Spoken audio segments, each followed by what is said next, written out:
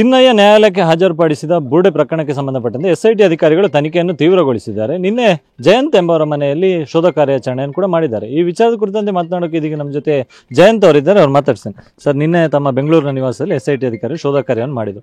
ಯಾಕೆ ತಮ್ಮ ಮನೆಯಲ್ಲಿ ಶೋಧ ಕಾರ್ಯವನ್ನು ಮಾಡಿರೋದು, ಇದರಿಂದ ಇರ್ತಕ್ಕಂಥ ಉದ್ದೇಶ ಏನು ಅಂತೇಳಿ? ಸರ್, ಸರ್ವೋಚ್ಚ ನ್ಯಾಯಾಲಯಕ್ಕೆ ಏನು ಭೀಮಾ ಮತ್ತು ಅವತ್ತಂದ ಮೆಟೀರಿಯಲ್ನ ತಗೊಂಡು ಹೋಗಬೇಕಿತ್ತು. ಅಂಥ ಸಂದರ್ಭದಲ್ಲೂ ಮತ್ತು ವಕೀಲ ಹತ್ರ ಬಂದು ಅವರ ಸ್ಟೇಟ್ಮೆಂಟ್ ಕೊಡೋ ಸಂದರ್ಭದಲ್ಲೂ 2 ದಿನ 3 ದಿನ ಮನೆಯಲ್ಲಿ ಉಳ್ಕೊಳ್ಳಿಕ್ಕೆ ವ್ಯವಸ್ಥೆ ಕೊಡುತ್ತೆ ಸರ್. ಈ ಒಂದು ವಿಷಯದಲ್ಲಿ ಅವರ ಸ್ಟೇಟ್ಮೆಂಟ್ ತೆಗೆಯುವಾಗ ಎಲ್ಲೆಲ್ಲ ಉಳ್ಕೊಂಡಿದ್ದ, ಏನೆಲ್ಲ ಮಾಡಿದ ಅಂತ ಹೇಳಿದ್ರು. ಅದರ ಪ್ರಕಾರವಾಗಿ ಅವರು ಬಂದರು, ತನಿಖೆ ಮಾಡಿದ್ರು, ಸಂತೋಷವಾಗಿ ಏನೆಲ್ಲ ಬೇಕು ನಾನು RTIಯಲ್ಲಿ ತೆಗೆದುಕೊಳ್ತಾ ಇದ್ದಾರಂಥ ಫೈಲ್ಗಳನ್ನೆಲ್ಲ ಹಿಡ್ಕೊಂಡು ಹೋಗಿದ್ದಾರೆ ಸರ್. ಬೇರೆ ಯಾವ ತಗೊಂಡು ಹೋಗಿಲ್ಲ. ಹೌದೇ, ತನಿಖೆ ಸಂದರ್ಭದಲ್ಲಿ ಏನು ಮನೆಯಲ್ಲಿ ಇದ್ದಂಥವ್ರು ಯಾರು, ಅವರನ್ನು ಏನು ಪ್ರಶ್ನೆ ಮಾಡಿದ್ದಾರೆ, ಏನು ವಸ್ತುಗಳನ್ನು ಸೀಸ್ ಮಾಡ್ಕೊಂಡಿದ್ದಾರೆ? ತಮ್ಮ ಮಾಧ್ಯಮ ಮುಖಾಂತರವಾಗಿ ಎಲ್ಲ ಮತ್ತೆ ತಾವೆಲ್ಲ ಕರೆ ಮಾಡ್ತಾ ಇದ್ದೀರಿ, ಕೇಳ್ತಾ ಇದ್ದೀರಿ, ಎಲ್ಲಿದ್ದೀರಿ, ತಲುಪಿದ್ದೀರಾ, ನಮ್ಮ ಮನೆಗೆ ಬರ್ತಾ ಇದ್ವಿ ಅಂತ ಹೇಳಿದ್ರು. ಅಂತ ನನಗೂ ಗೊತ್ತಿರಲ್ಲ ಮನೆಗೆ ಬರೋದಂತ.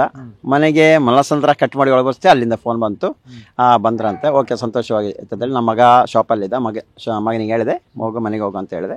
ಅದು ಏನು ಕೇಳೋದಾಗ ಸತ್ಯ ಹೇಳು, ನಾನು ಯಾವುದನ್ನು ಒಂದು ಹೇಳಿಕೊಟ್ಟು ಮಾಡಿಸೋ ವಿಷಯ ಅಲ್ಲ, ಏನು ಕೇಳಿದ್ರು ಹೇಳಪ್ಪ ಅಂತ ಹೇಳಿದೆ. ಆ ನಂತರ ಮಗಳೊಂದು 3 ಗಂಟೆ ಬಂದು ಮಗಳಿಗೆ ಅಲ್ಲ SIT ಭಯ ಅಂತ, ಯಾವುದೇ ಕಾರಣಕ್ಕೂ ಭಯ ಬೀಳ, ಧೈರ್ಯವಾಗಿದ್ಯಾ ಹೋಗು, ಧೈರ್ಯವಾಗಿ ಏನು ಕೇಳೋದು ಹೇಳು ಅಂತ ಹೇಳಿದೀನಿ.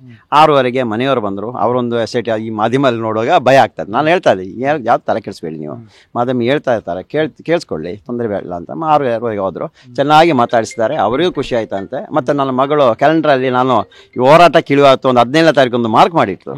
ಅದು ಕೇಳಿದ್ರೆ ಇದೆ ಏನಂತ, ಅವಳು ನಮ್ಮ ಅಪ್ಪ ಹೋರಾಟಕ್ಕೆ ಹೋಗಿದ ದಿನ ಬರೆದಿಟ್ಟಿರೋದು ಅಂತ. ಆ 1 ತಿಂಗಳು ಆವಾಗ ನನಗೆ ಫೋನ್, ಅಪ್ಪ ನೀನು ಹೋಗಿ 1 ತಿಂಗಳಾಯ್ತು ಅಂತ ಹೇಳಿದ್ರು.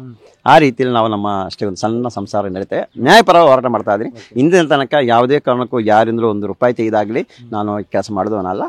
ನಾನು ದುಡ್ಡಲ್ಲಿ ನಾನು ಹಾಕಿಬಿಟ್ಟು ನಾನು ಕೆಲಸ ಮಾಡಿ ಸಮಾಜದ ಒಂದು ಸೇವೆ ಮಾಡ್ತಾ ಇದ್ದೀನಿ ಸರ್. ಮೊಬೈಲ್ ಏನೋ ಸೀಸ್ ಮಾಡ್ಕೊಂಡ್ರು?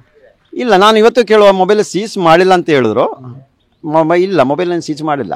ನಂದು ಇವಾಗ ಕೊಡ್ಲಿಕ್ಕೆ ರೆಡಿ ಇದ್ದೀನಿ, ನಂದಿಂಗೆ ಸೀಸ್ ಮಾಡಲೇಬೇಕು. ನಾನು ಅದಕ್ಕೆ ಮುನ್ನೆಯಿಂದ ಯಾವುದೇ ಒಂದು ಡಿಲೀಟ್ ಮಾಡೋದಿದ್ದೀವಿ ಎಲ್ಲ ಹಂಗೆ ಇಟ್ಟಿದ್ದೀನಿ, ಹಂಗೆ ಕೊಟ್ಬಿಡ್ತೀನಿ ಸರ್ ನಾನು.